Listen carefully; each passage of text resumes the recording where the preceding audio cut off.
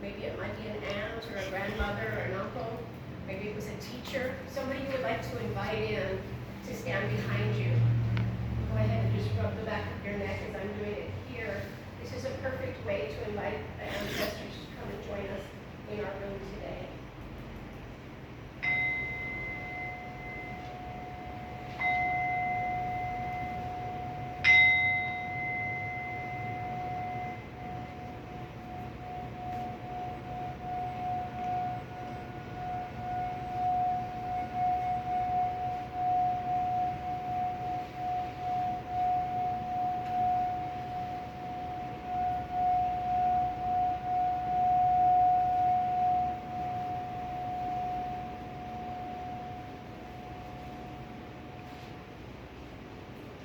I usually do things in threes. I ring my bells in threes for the Holy Trinity, for the past, present, and the future. 3 is a very mystical number. It's very auspicious. It brings a lot of luck and things like that. So sometimes when you hear the old adage of knock on wood, 1, 2, 3, that is also something that's very similar. So that is a singing bowl.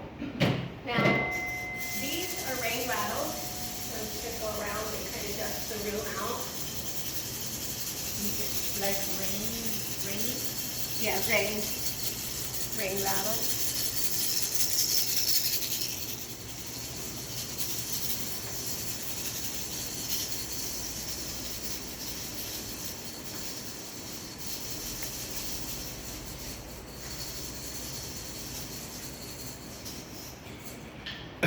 I use a lot of different rattles in my practice. I like people to also, if you feel that you'd like to try some of them, off the fast or whatever, each one of them are carved with different animals, and so that's something that's really wonderful.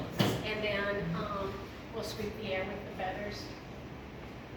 Any toxic energy. Is that a Native American custom? Or Mayan? Shaman medicine is used in many, many different cultures. This is the turkey, this is the raccoon, this is the antler from the deer. This was gifted to me from a Native American Lakota friend. Okay, nice.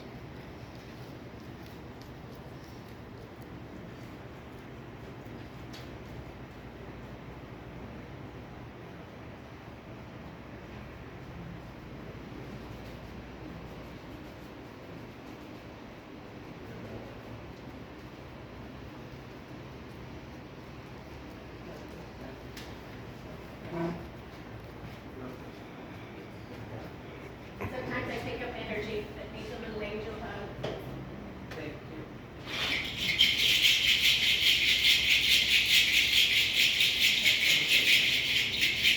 Yes. These are wonderful.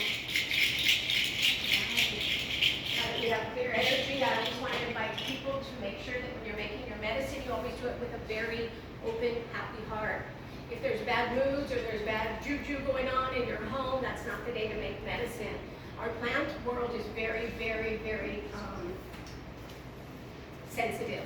And so while you guys finish up your beans, or if you'd like to get another bowl, I'm going to share with you a story, and then we'll go ahead and we'll start our medicine making. Okay? All right.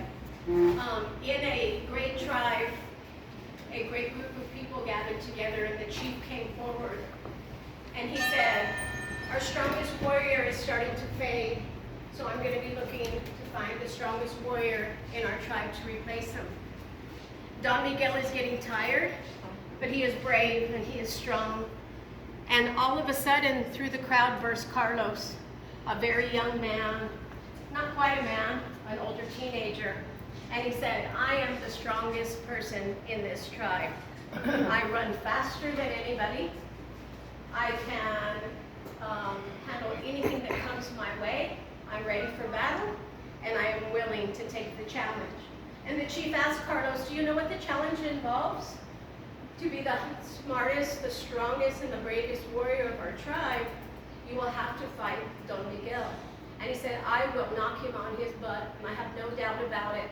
That old man over there, you think he's the strongest? Don Miguel stood up and he said, Carlos, I accept your challenge. I will fight you, and I will show you who the strongest warrior is. But before you are able to step into the ring with me, I want you to go out and I want you to live with the winged, the feathered, the finned, and the four-legged. I want you to go out into your journey, and I want you to learn about all the animals of the world. And so Carlos went out, and he was gone for a whole year, and he came in. He was clawed, scars, had lost weight, his hair had grown. He looked almost unrecognizable to his family. They said, Carlos, what happened? He said, I went out and I fought the bear and I killed him. I went out and I fought the mountain lion and I conquered him as well. But I learned more from the animals that it's not my job to go out there, and winning and knowing doesn't mean destroying. So I learned to live with the animals, and I learned to sneak around and how to be quiet in the forest. I learned how to snatch a bird that was flying out of the air. I am very comfortable with all the animals of the world, and I am ready to be the strongest warrior of this tribe. Don Miguel says, well, I would like you to go out and journey another 6 months with all the plants and the trees. I want you to learn about them, and I want you to see all of the medicine and all of the things that they have to offer. So there goes Carlos out, ready to go. And after 6 months, he doesn't come back. And after 7 months, and after 8 months, one day at sunset, sitting by the fire is Carlos. Much more peaceful, much more calm, with a medicine bag full of herbs and berries. He learned about the little berries that could kill you. He learned about the mushrooms that could put you into a euphoric journey. He learned about all the different ways to survive, to build. He would ask the trees for wood. He would ask for their leaves for the bedding. He learned how to appreciate the plant and the kingdom, the plant and tree world. So there, Don Miguel stood up and said, Carlos, we're ready.